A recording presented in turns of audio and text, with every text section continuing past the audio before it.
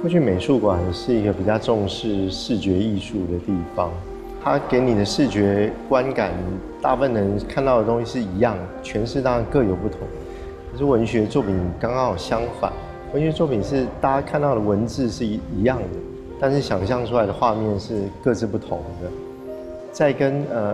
美术馆的工作人员讨论说摘录小说里面多少字的时候，我给他们了一个1万多字的版本。那最后他展间的这个设计，不管在色调、颜色，还有灯光的布置上，我自己都是很喜欢的。特别他们把这个文字藏在一个你需要去发现的地方。换句话说，在某一些特定的读者，他原本不是美术馆的观众，是我的读者，特意来美术馆寻找这个还没有发表的小说作品，而原本美术馆的观众会在无意中看到一个他可以停下来阅读一段时间，而阅读这件事本身既是一个理性的思考行为，也是一个美学的行为。在现代艺术里面，美术馆的定义也在改变，这件事情是从事艺术相关工作的人感受得到的。而所谓的纯粹的文学艺术，现在也在改变，包括它可能变成电影啊、漫画、舞台剧啊。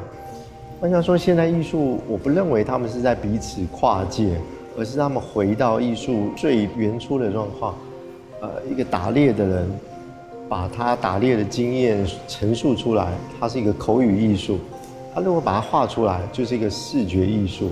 他如果编了一首歌，那是声音的艺术。但是事件是同样的。换句话说，人类在面对自然界的变迁，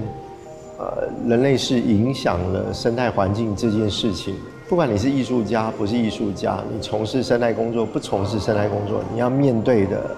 后自然的这个状况，大家都是一样的。